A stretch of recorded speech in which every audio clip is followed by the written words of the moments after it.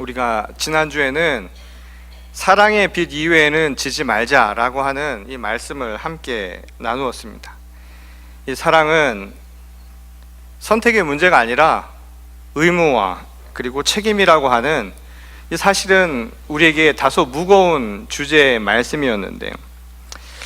그런데 그 사랑이라고 하는 것이 우리에게 주어진 선택이 아니라 의무상이라고 하는 이 말씀이 그렇다고 해서 어떻게 사랑할 것인가 그 방식에 대한 이야기까지 완전하게 대답해 주는 것은 아닙니다.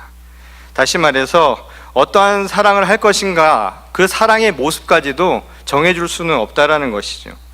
예컨대 부모가 자식을 사랑으로 어떻게 교육할 것인가를 한번 생각해 보시기 바랍니다.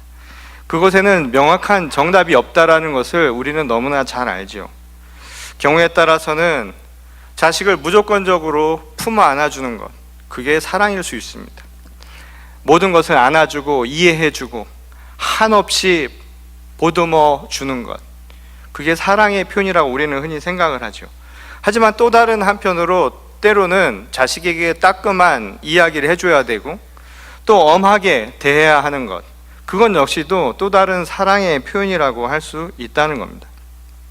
그래서 어떤 사랑을 보여주어야 하는가, 사랑의 방식이 무엇인가, 사랑의 모습이 어떠해야 하는가에 대해서는 한마디로 꼭 집어서 이야기하기가 어렵다라는 것이죠. 다만 우리가 한 가지 분명하게 이야기할 수 있는 것은 포기하지 않고 그리고 무관심 속에서 그냥 내버려 두지 아니하고 그럼에도 불구하고 끝까지 마음을 자식에게 두는 것, 그것이 바로 부모의 사랑이라고 하는 그 동기에서 나오고 있다는 사실 하나뿐이라는 겁니다. 근데 하지만 부모가 해줄 수 있는 일을 다 하고 나면 실상 부모에게 남는 것은 기껏해야 사랑은 결코 우리를 배신하는 법이 없다라고 하는 무한정한 믿음 외에는 없는 것이 또한 사실이죠.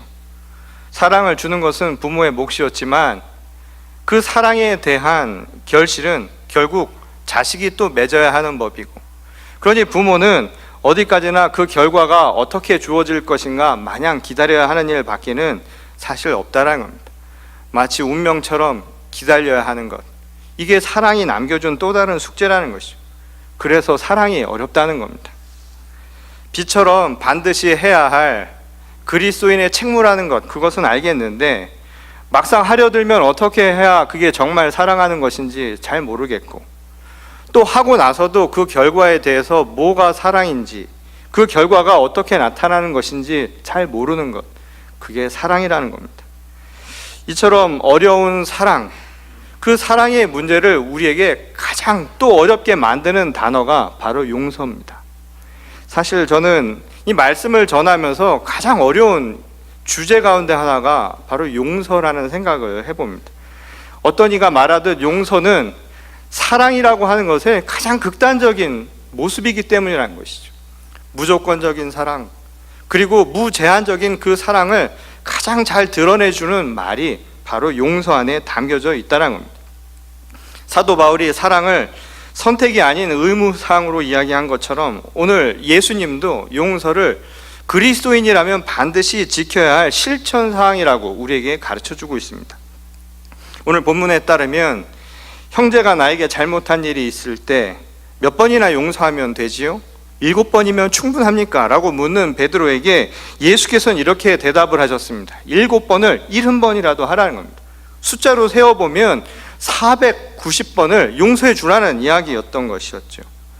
사실 베드로는 당시 유대 율법에서 가르치는 이 용서의 개념보다 더 많은 수를 이야기를 했습니다. 실제로 당시 유대 율법에서는 친구가 잘못을 했을 때 3번 용서해 주라고 이야기를 했습니다. 그러니 베드로의 입장에서는 3번을 용서해 주고 또 3번을 용서해 준 것이니 2번 더 용서해 준 것이고 거기에 1번 더 참아준 것이니 상당히 많은 것을 참아줬다라고 할 수 있는 부분이었다는 겁니다. 그럼에도 불구하고 예수께서는 그걸로 충분하지 않다라는 것이었죠. 이 당시 유대 율법주의자들이나 유대 사람들은 수량에 아주 매우 민감했습니다. 그러니까 3이나 7이나 490이라고 하는 숫자에 매몰되는 경향이 아주 많았다는 것이었죠. 근데 예수께서 이렇게 많은 수를 이야기하신 까닭은 무엇이었을까요? 그것은 당시 유대 사회가 갖고 있는 7에 대한 상징적 의미를 생각해 봐도 분명히 알 수 있는 대목입니다. 당시 유대 사회에서 7이라고 하는 숫자는 완전수를 의미하는 것이죠. 곧 7번씩 70번을 행하라고 하는 이 이야기는 무제한적인 것을 의미하는 것입니다. 그러니까 제한을 두지 말고 무조건적으로 무제한적으로 용서를 해주라. 이것이 바로 예수님의 말씀이었다는 겁니다. 그런데 이 말을 들은 베드로도 그렇고 오늘 이 말씀을 대하는 우리 자신도 그렇고 이 이야기가 쉽지 않다는 것은 너무나 잘 알고 있는 내용입니다. 조건 없이 사랑하라는 것, 그거 굉장히 어렵지요. 그런데 용서도 끝까지 하라고, 제한을 두지 말고 용서해 주라고 하는 것은 결코 쉬운 일이 아니라는 겁니다. 아마 자식을 키워본 부모님들이라면 잘 아실 거예요. 또 제자를 가르치는 스승의 경험을 가진 사람들도 잘 아실 겁니다. 한 번, 두 번 참고 세 번째는 어떻게 되나요? 발끝부터 뭐가 막 올라오죠. 손이 올라가고 입에서 좋은 말이 잘 안 나오는 겁니다. 세 번은 참아야지 또 누가 이야기를 해서 세 번은 참는데 또 세 번 아이들이 문제를 일으키지 않지요. 용서를 무제한적으로 하라고 하는데 용서를 받을 사람도 잘못을 무제한적으로 합니다. 그러니 그것을 당하는 사람의 입장에서는 굉장히 어려운 일이 발생을 하는 것이죠. 마음에 없는 일을 할 때는 더더욱 어렵다는 겁니다. 내 마음속에서 진심으로 용서하는 것이 쉬운 이야기가 아니라는 겁니다. 차라리 아무도 모르는 사람, 나랑 아무 관계도 없는 사람을 사랑하라면 차라리 그게 더 쉬울 때도 있다라는 것이죠. 반면에 용서하라는 것은 결국 내게 잘못한 사람에 대해서 용서를 주라는 말씀이나 다름없으니까 쉽게 받아들이기가 그만큼 어렵다는 겁니다. 무엇보다 내 마음속에서 그 문제에 대해서 스스로 용납이 되지 않는 일을 내가 겉으로 감추며 한다는 것, 그것이 더더욱 자신을 어렵게 만들 뿐만 아니라 이것이 과연 사랑이에요? 이것이 정말 용서냐고 물어볼 때는 그에 대해서도 쉽게 얘기하지 못하는 게 우리의 현실이라는 겁니다. 이번 돌아오는 금요일이면 우리가 살고 있는 이 샌프란시스코 지역에도 이 위안부 소녀상이 건립된다라는 아주 반가운 소식이 있습니다. 근데 여전히 일본 정부를 비롯해서 일부의 사람들은 이런 이야기를 합니다. 그만하면 된 건 아닌가 라는 반응입니다. 이제 시간도 제법 지났는데 잊을 건 좀 잊고 새롭게 출발합시다. 다 용서하고 잊어버리라고 그런 이야기들을 우리가 하는 겁니다. 과거는 그만 이제 덮어두고 벌써 몇 년 지난 일입니까? 반세기나 지났는데 아직도 그런 이야기하고 있습니까? 이제 21세기 새로운 미래를 준비해야 할 것 아닙니까? 라는 이야기를 하는 경우를 종종 듣게 됩니다. 물론 그 이야기, 앞을 바라봐야 되고 비전을 이야기해야 되고 앞으로 우리들이 희망찬 내일을 이뤄 나간다는 것은 반드시 맞는 얘기지요. 중요한 이야기입니다. 그런데 그 이야기가 심해진 경우에는 어떤 상황이 발생을 하냐면 피해자에게 용서를 종용하는 듯한 인상을 갖게 만든다는 겁니다. 피해자가 아직 준비도 되어 있지 않은데 준비하라고, 용서해 주라고 마치 강압적으로 이야기를 한다는 것이죠. 만약 아직도 위안부 문제를 거론하면 아직도 과거 문제에 사로잡혀서 사람이 참 넉넉하지 못하대, 사람이 참 속도 좁다라는 표현을 하는 경우도 허다합니다. 그럴 때마다 저는 그런 생각을 거꾸로 해봅니다. 가해자에게는 그토록 너그러운 마음을 주고 넉넉한 아량을 베푸면서 왜 정작 피해자에게는 그런 넉넉함을 주지 못하느냐고, 왜 기다려주지 못하느냐는 거죠. 왜 종용하냐는 겁니다. 왜 용서하지 못하느냐고, 용서가 안 되는 사람에게 자꾸만 종용을 하냐 이 말인 겁니다. 그리고 그것이 피해자에게 또 다른 피해를 만들고 있는 것 아니냐라는 것이죠. 일부 기독교 신자들도 이 용서라고 하는 말을 기계적으로 적용시켜서 해석하는 경우를 종종 보게 됩니다. 그래서 용서하지 못하는 피해자가 또 다른 피해를 계속해서 입게 되는 것이죠. 이 언젠가는 이 가정폭력으로 피해를 입은 이 성도가 이 남편을 어떻게 해야 되느냐고 담임 목사님에게 상담을 해왔는데 목사님이 기도를 해주면서 끝까지 용서를 해주라고 이야기를 해줬어요. 결국 그것으로 인해서 대책 없는 결과가 나타났죠. 결국 가정폭력이 심화돼서 그것을 물었던 여성도는 남편에게 죽임을 당하는 상황이 벌어지고 말았습니다. 이 사례도 마찬가지라는 것이죠. 근데 이런 일들이 왜 일어날까요? 전통적으로 우리 기독교, 그리스도의 이 참된 가르침 가운데 하나를 바로 무조건적인 사랑과 무제한적인 용서에서 우리가 스스로 찾아왔기 때문이라는 겁니다. 끝까지 용서하는 것, 무제한적으로 참아내는 것, 그것이 바로 그리스도의 제자가 되는 길이라고 우리들이 그렇게 생각을 해왔다는 겁니다.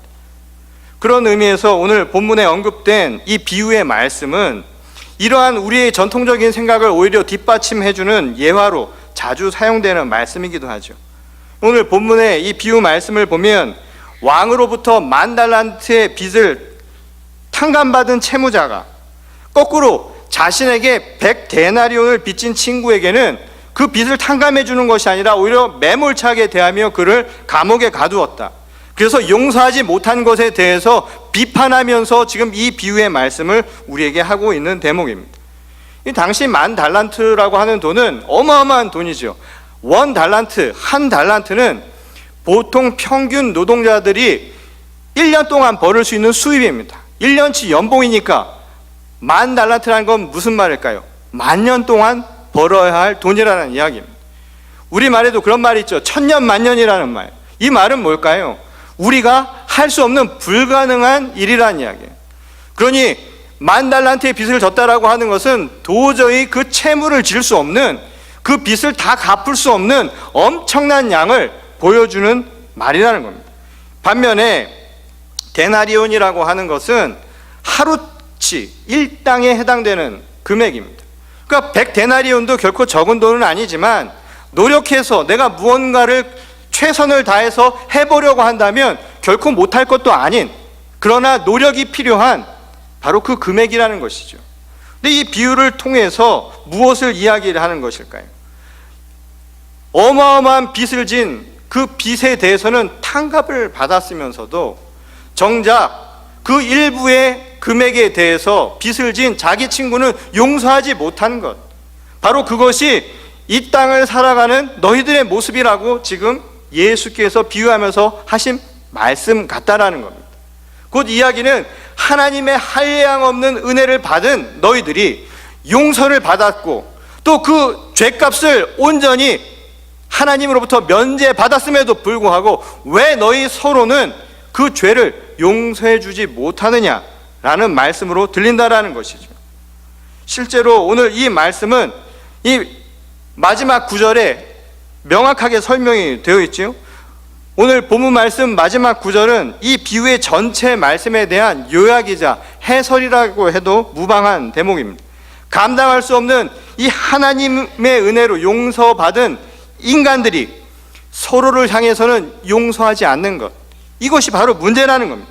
그래서 예수님은 일종의 경고의 메시지를 그들에게 주고 계시죠. 그것은 무엇이냐면 마음으로부터 용서하지 않으면 너희도 하나님으로부터 똑같은 결과를 얻을 수도 있다라는 일종의 경고 메시지를 우리가 듣게 됩니다.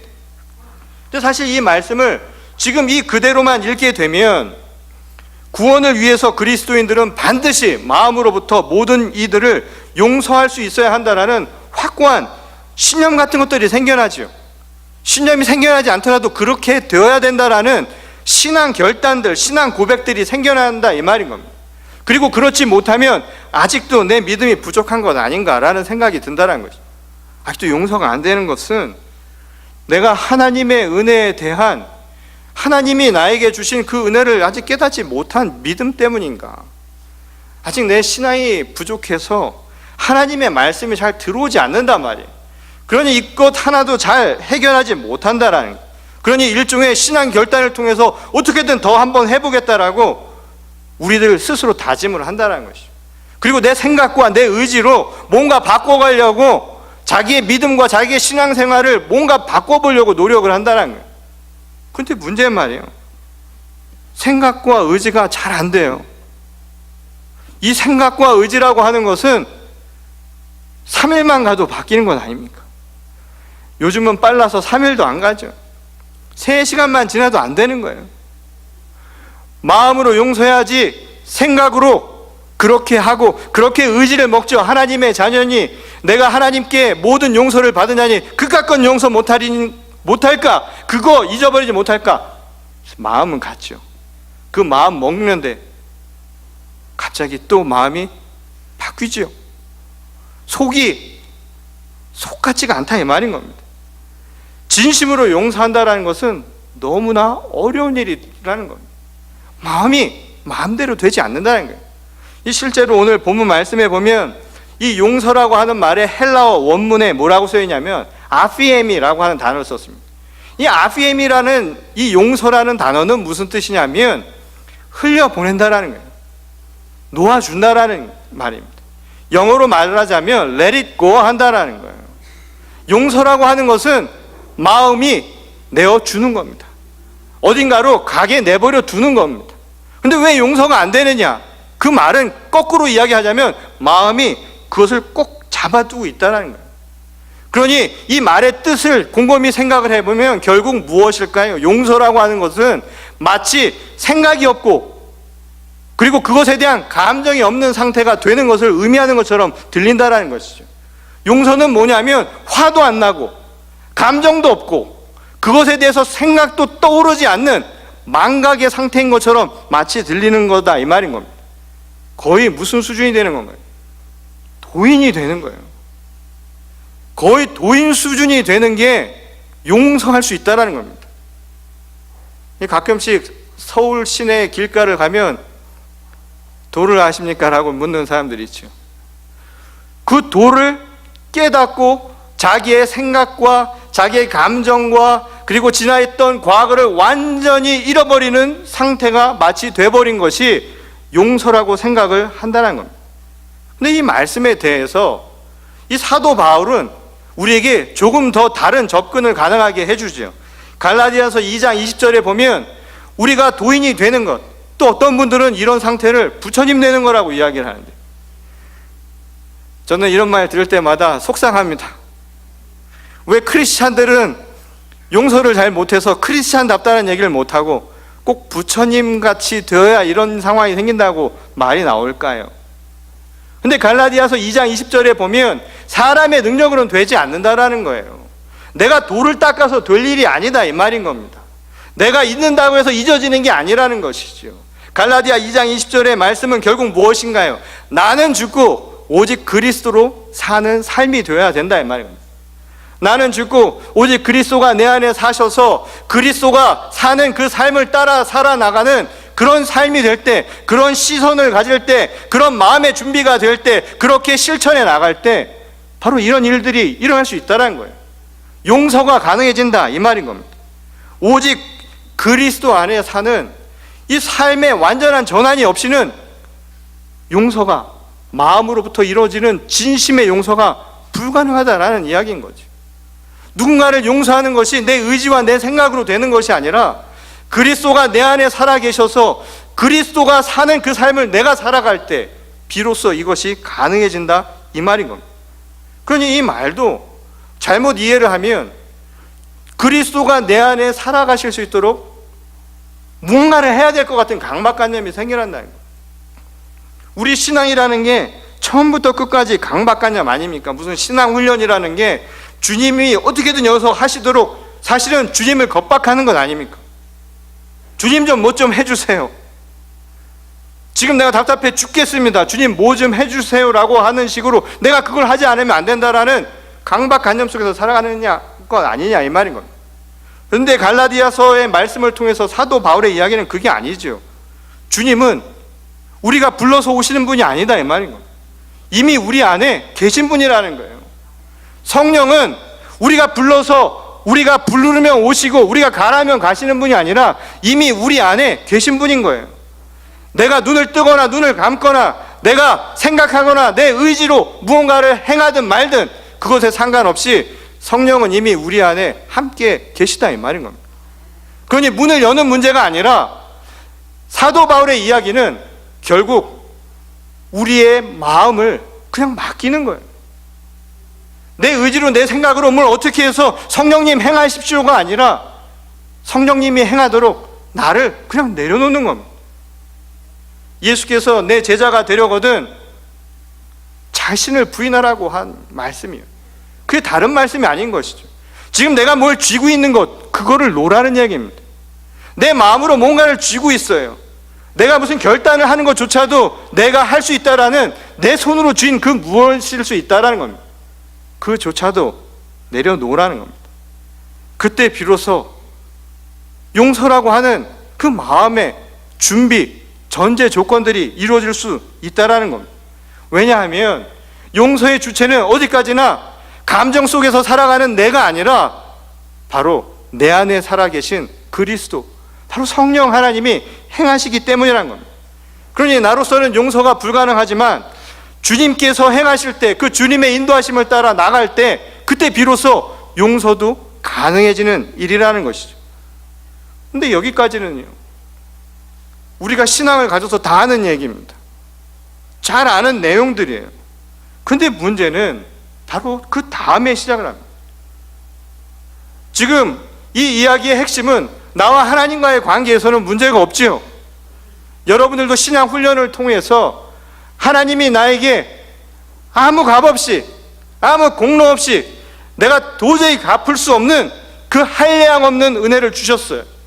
그래서 나도 하나님을 향한 그 사랑을 고백하기를 원합니다. 그래서 여러분들이 이 자리에 앉아 있는 것이죠. 여기까지는 문제가 없지요. 용서의 전제 조건 배경들은 다 됐다 이 말인 겁니다. 근데 한 가지 빠진 것이 있지요. 그게 뭡니까? 바로 그 사람입니다. 바로 내게 상처를 주었던 바로 그 사람, 당사자입니다. 내가 용서를 해 주어야 할 바로 그 당사자에 대한 이야기는 없다라는 것이죠. 어느 날 갑자기 당이 꼬진했습니다. 교회에 와서 신앙생활하면서 주님 앞에 고백하고 주님과 함께하며 신앙 속에서 내 마음에 자라나는 것을 느낍니다. 찬양을 통해서 감동하고 하나님 앞에 그 성령의 은총에 감격하는 마음들이 생겨났지요. 다 용서가 될 것만 같지요. 근데 어느 날 그 인간을 보게 됩니다. 그것도 아무 일도 없었던 것처럼 나를 바라보며 웃고 있는 그 모습을 바라보면 그때 갑자기 뭐가 생기나요? 잊었던 울화가 갑자기 생겨나기 시작을 하죠. 나는 시간이 지나면서 다 잊었는 줄 알았는데 어느 날 갑자기 내게 상처 준 그 사람이 다시 나타날 때 아물었던 상처가 다시 재발하는 거예요. 이때 누가 와서 괜찮아, 무조건 참아라, 무조건 용서해 주라, 이 말이요 귀에 안 들어옵니다. 그때처럼 안 들어올 때가 없죠.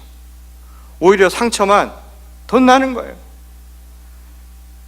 그리고 왜 화는 발가락부터 나오기 시작을 할까요? 이 온 힘을 다해서 뭔가가 올라오는 그 마음을 보게 됩니다.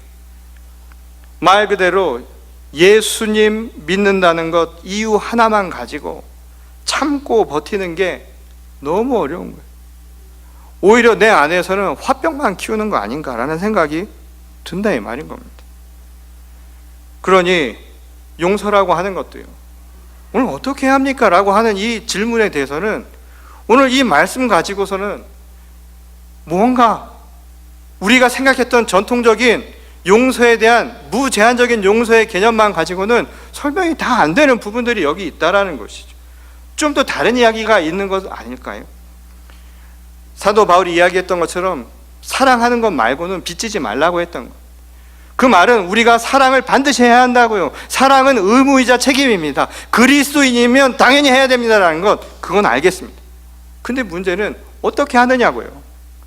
이것에 대해서 우리가 분명한 해답을 갖지 못하고 또 그것을 다가가는 길이 아주 많다는 것, 하나가 아닐 수도 있다라는 생각을 해본다면 용서도 마찬가지로 접근이 가능하다는 것이죠. 용서도 그리스도인이라면 반드시 베풀어야 할 책임입니다. 여러분, 하나님께서 한량없는 은혜로 우리의 죄값을 다 갚아주셨습니다. 용서해 주셨습니다. 그러니 여러분들도 그렇게 용서하십시오라고 하는 말을 우리는 믿음으로 고백할 수는 있습니다. 하지만 용서의 방식마저 그것이 다 설명해 줄 수는 없다는 것이죠. 모든 용서가 천편일률적으로 이것이 바로 길이다라고 이야기할 수 있는 방식은, 구체적인 실천 방식에 대해서는 우리가 하나로 정의 내려서 말하기가 어렵다는 겁니다. 그런 의미에서 오늘 본문 말씀의 이 비유의 이야기는 우리가 좀 더 다른 시각에서 접근할 필요가 있다는 것이죠. 그리고 우리가 놓치고 있는 그 무언가가 그 비유의 이야기 속에 담겨져 있다는 생각을 할 수 있다는 겁니다. 근데 제가 보기에 이 말씀을 통해서 우리가 주의 깊게 바라봐야 한 가지 단어가 있습니다. 한 가지 모습이 있습니다. 그것은 무엇이냐면 바로 채무자의 자세와 태도입니다. 이것은 어떤 의미에서 용서를 위한 또 다른 조건을 우리에게 이야기해 주는 부분이라는 것이죠. 오늘 본문 말씀의 비유를 보면 이 채무자가 행한 태도를 한마디로 이렇게 이야기합니다. 애원했다고요. 애원한 겁니다. 이 헬라어 원문에는 이 애원이라는 단어를 프라스큐네오라고 하는 단어를 사용했습니다. 근데 그 뜻 가운데 하나가 무엇이냐 하면 부복한다는 말이에요. 완전히 나를 그 앞에 엎드려서 납작 낮추어서 나는 죄인입니다, 내가 사죄합니다, 용서를 구하는 자세라는 것이죠. 이 이야기를 왕에게 하지요. 그것은 무엇을 의미할까요? 그것이 상징하는 것처럼 한량없는 하나님의 은혜 앞에 우리는 그렇게 부복한다라는 이야기입니다. 근데 이 부복한다라는 말이 또 다른 의미가 뭐냐면 바로 예배한다라는 거예요. 내 죄를 깨닫고 하나님 앞에 예배하는 것, 이게 바로 프라스큐네오라는 단어의 의미라는 겁니다. 애원하는 것은 다른 것이 아니라 하나님의 한량없는 은혜를 받아서 내가 도저히 감당할 수 없는 거예요. 그걸 어떻게 다 갚습니까? 나는 그것을 갚을 수가 없어요. 그러나 그 앞에 할 수 있는 것은 애원은 할 수 있습니다. 참회하는 것이죠. 여러분, 신앙인의 길이라고 하는 것이 무엇일까요? 하나님은 우리에게 한량없는 은혜를 부어주신 것 아닙니까? 우리의 죄를 용서해 주신 것 아닙니까? 그것은 하나님이 하신 것이지요. 내가 무엇이 자격이 되어서 주신 게 아니에요. 내가 무엇을 했기 때문에, 그것을 잘했기 때문에 주신 것이 아니에요. 아무 공로 없이, 아무 제약 없이 그냥 무조건적으로 주신 것이에요. 조건 없이 주어졌어요. 그것은 하나님 편에서 하나님이 행하시는 사랑이지요. 그런데 오늘 우리들에게, 우리 채무자로서 우리들에게 진 우리들의 빚은 무엇일까요? 사랑 아닙니까? 하나님을 사랑하는 거예요. 그 사랑하는 방식이 무엇인가요? 엎드려 예배하는 것 아닙니까? 내 죄를 고백하고 참회하면서 나가는 것 아닙니까? 오늘날 교회가, 오늘날 그리스도인들이 왜 이렇게 돼버렸을까요? 왜 여전히 부처님 찾고 있느냐 이 말인 거예요. 용서 못하는 것. 왜 여전히 교회가 욕을 먹고 있느냐 이 말인 겁니까? 왜 그리스도의 교회들이 죽어간다고 이야기를 합니까? 하나님의 사랑이, 하나님의 값없는 용서가 없어서가 아니다 이 말인 거예요. 하나님이 우리를 용서하시는 그 사건은 예전에도 그렇고 지금도 그렇고 앞으로도 그럴 것이다 이 말인 겁니다. 무엇이 없었을까요? 우리가 참회하지 않는 것이죠. 우리가 깨닫지 못하는 것 아닐까요? 교회가 죽어가는 것은 하나님의 용서가 없어서가, 하나님의 사랑이 없어서가 아니라 바로 그 앞에 무릎 꿇는 우리가 없어서 아닙니까? 눈물을 흘리며 통회하며 하나님 앞에 고백하는 자가 없는 것 아닙니까? 아직도 무엇이 잘못인지 모르며 살아가는 우리가 잘못 아닙니까? 십자가 예수를 못 받고 여전히 무엇을 잘못했는지 모르고 내가 무엇을 행했는지 모르고 살아가는 우리가 잘못 아닙니까? 애원하지 않는 거예요. 우리의 행할 바를 행하지 않는 거예요. 빚은 사랑이라고 했는데 그 빚을 받고도 사랑으로 갚지 않는, 바로 그게 우리들의 문제 아닙니까? 그것이 사람들 사이에서도 나타난다는 거예요. 우리는 받는 것은 원하면서도 주는 것에는 인색한 삶을 살아가는 것이죠. 그러니 용서를 주라는 것도 강요되는 세상이지만 그것을 받기 위한 노력도 게을리하는 아주 희한한 시대를 살아가고 있다는 겁니다. 앞에 내 사죄하며 내가 지은 죄를 고백하지 않는 그런 모습으로 살아간다는 것이죠. 오늘 이 이야기의 아주 중요한 부분은 무엇일까요? 왕과 이 채무자의 차이를 나타낸 것은 다른 것이 아닙니다. 바로 이 애원하는 것, 그리고 자신의 친구가 무릎을 꿇고 간청하는 것을 받아들이느냐 받아들이지 않느냐에 바로 그 차이에 있었다는 것이죠. 근데 이것의 전제 조건은 바로 무엇이었을까요? 바로 용서를 구하고 용서를 받는 것, 그 모든 행위가 사실은 다 사랑 속에서 이루어지는 행위라는 겁니다. 무슨 말이냐면 이 이야기는 마치 용서를 해야 할 사람에게만 주는 말씀이 아니다 이 말인 거예요. 오늘 우리는 우리의 삶은 용서를 구하는 삶이기도 하다 이 말인 겁니다. 내가 누군가에게 용서를 받기도 하고 용서를 구하면서 받기도 하고 또는 용서를 해줘야 하는 입장으로 살아간다는 것이죠. 그러니 이 이야기는 용서를 주어야 할 사람들에게만 이야기하는 것이 아니라 언젠가 우리가 또 용서를 구해야 할 입장인 우리 자신들에게 주는 말씀이기도 하라는 거예요. 곧 사랑은 용서를 주는 것만이 아니라 용서를 구하는 것도 사랑이다 이 말인 겁니다. 그 앞에 애원할 수 있는 것, 이것도 사랑이라는 거예요.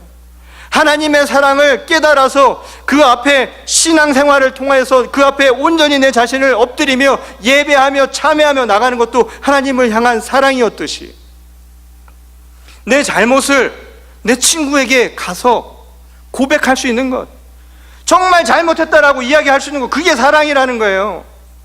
왜 사랑을 받으려고만 하냐 이 말인 겁니다. 그리고 왜 주는 사람에게만 자꾸만 강요하냐 이 말인 거예요. 사랑을 구해야 할 사람도 용서를 구해야 할 사람도 사랑해야 하는 것이죠. 이 이야기는 우리에게 중요한 메시지를 던지죠. 서로 사랑하라는 겁니다.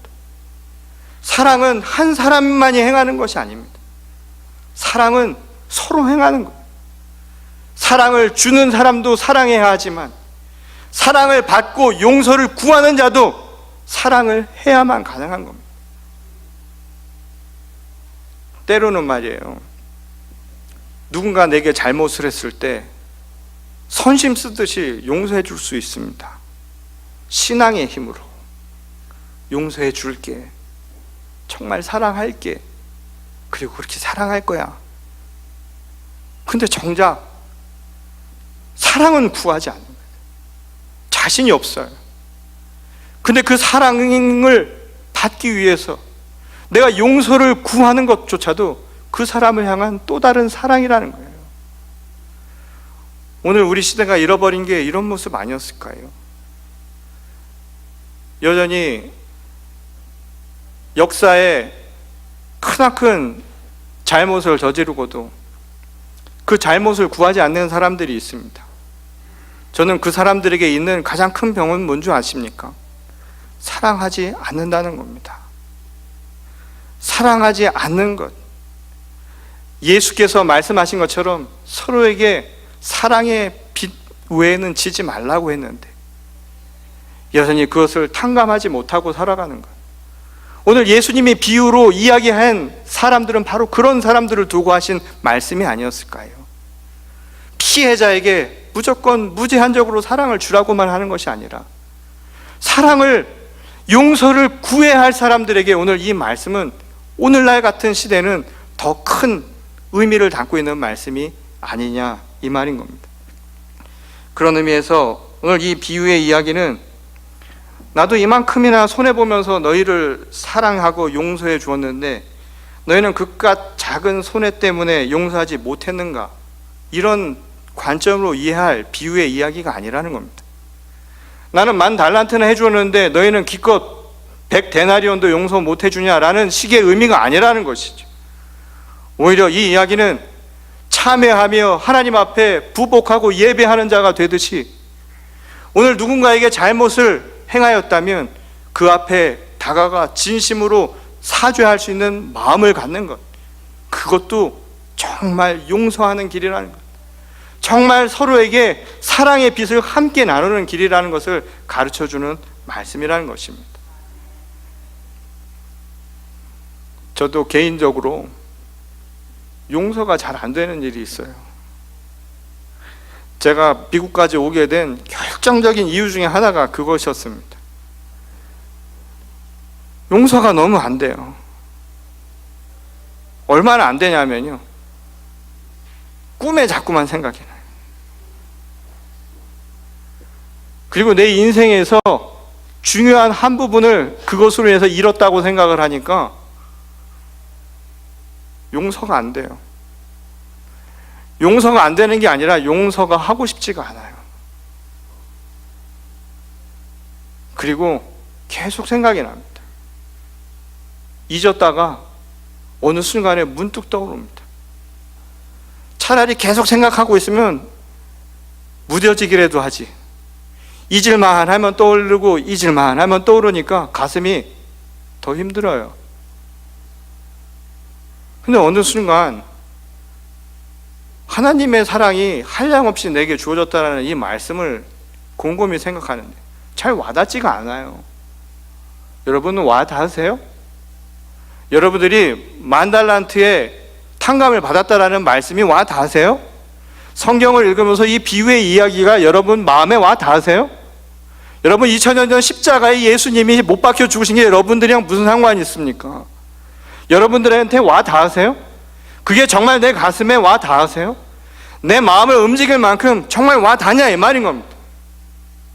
어느 날 곰곰이 그 생각을 하는데 10,000달란트나 되는 것, 돈이 문제가 아니라 내가 하나님 앞에 내가 아무것도 아닌 죄인이라는 것을 내 스스로 느끼고 내 가슴에서 감동이 일어나는 그 순간에 변화가 일어납니다. 용서를 해주는 것이 아니라요, 내가 행하는 것이 아니라는 겁니다. 그리고 여전히 내 마음속에 남아있는 것들, 그것을 통해서 또 다른 신앙의 결단들, 새로운 눈을 갖게 만들어주지요. 그리고 내 삶을 되돌아보게 만듭니다. 나는 용서를 받을 만한 자격이 있는가? 그리고 나는 그 누군가에게 용서를 구한 일이 있는가 말이죠. 오늘 우리는 용서를 받을 거는 생각하며 용서를 구할 것은 결코 따지지 않는 이런 삶을 살아가고 있었던 것은 아니었을까요? 오늘 서로에게 져야 할 빚은 사랑밖에 없다고요. 오늘 용서의 말씀도 마찬가지입니다. 오늘 하나님이 우리에게 주신 한량없는 은혜, 그 용서를 생각하며 오늘 우리는 신앙의 삶을 살아가듯이 오늘 우리들은 또 다른 누군가에게 용서를 구해야 할 사람이라는 사실을 잊지 마시기 바랍니다. 용서는 혼자서 이루어지는 게 아닙니다. 함께 이루어져야 할, 서로 사랑해야 할 제목이라는 것이죠. 오늘 우리 교회가 또한 여러분들의 삶 속에서 서로 사랑하며 서로 용서를 구하고 나누어주는, 그래서 신실한 그리스도의 자녀와 또한 주님의 교회가 될 수 있기를 소망합니다. 그래서 서로 용서하십시오. 그리고 오늘 용서를 구해야 할 분들이 있다면 용기 내서 구해 보십시오. 그것도 사랑입니다. 오늘 이 말씀이 여러분들에게 작은 울림이 되어서 변화가 있기를 소망합니다. 그 울림이 있어야 한량없는 하나님의 은혜도 여러분 바라보실 수 있을 겁니다. 오늘 주님의 한량없는 은혜와 용서를 함께 구하며 나가시는 저와 여러분 모두가 될 수 있기를 주님의 이름으로 간절히 축원합니다. 우리 다 같이 기도하시겠습니다. 참 어려운 문제를 우리가 함께 나누었습니다. 서로 사랑하라는 것, 그 말씀 속에 용서를 받는 것만이 아니라 용서를 구하기 위해 먼저 나가야 한다는 것도 저희들이 깨달았습니다. 용서가 잘 되지 않는 내 마음만을 바라보며 살았던 것은 아니었을까요? 세상이 각박하다 보니까 주변을 둘러보기보다는 그저 내 아픈 마음, 상처난 내 가슴만 보고 살았습니다. 우리 마음에 주님이 살아계시다라는 것을 잠시 잊고 지냈습니다. 돌아보게 하시고 주님을 발견케 하여 주시옵소서. 주님은 여전히 상처난 우리의 마음을 어루만져 주셨고, 고통받는 내 자신을 그 옆에서 묵묵히 지켜봐 주셨고, 아무도 날 알아주지 않고 아무도 날 사랑하지 않는 것 같은 그 순간에도 바로 거기서 나와 함께 계셨다는 것, 저희들이 다시 눈을 뜨고 바라볼 수 있도록 오늘 이 시간 저희를 변화시켜 주시옵소서. 억지로 무엇을 해서가 아니요, 내 의지로 하는 것이 아니라 그저 거기에 서 계신, 내 안에 계신 주님을 바라는 것, 오직 그것뿐이었는데 차마 깨닫지 못했던 우리 자신을 하나님 이 시간 완전히 변화시켜 주셔서 하나님의 값없는 은혜와 사랑을 다시금 깨닫는 우리 자신들이 되게 하여 주시옵소서. 또한 우리 주변을 돌아보기를 원합니다. 내 상처만 돌아보느라 내가 준 또 다른 사람의 상처는 잊고 지냈던 것은 아니었는지요. 내가 달려가 그에게 먼저 구하는 것도 사랑하는 길이고 용서를 구하는 것이 진정한 사랑의 표현이었다라는 것을 저희도 알게 하여 주시기를 원합니다. 나 중심으로 살아가면서 용서를 내 중심으로만 이야기하는 신앙인이 아니라 우리 서로 사랑하는 마음으로 용서를 구하고 또한 너그럽게 용서를 해줄 수 있는 우리 자신과 또한 우리 교회가 되게 하여 주시기를 원합니다. 그리하여서 하나님의 나라가 이 땅 가운데 온전히 임할 수 있도록 주님 역사하여 주시옵소서. 다시금 우리의 마음을 주님 앞에 온전히 드립니다. 하나님 함께 하심에 감사드립니다. 우리의 아픈 마음을 달래주심에 감사드립니다.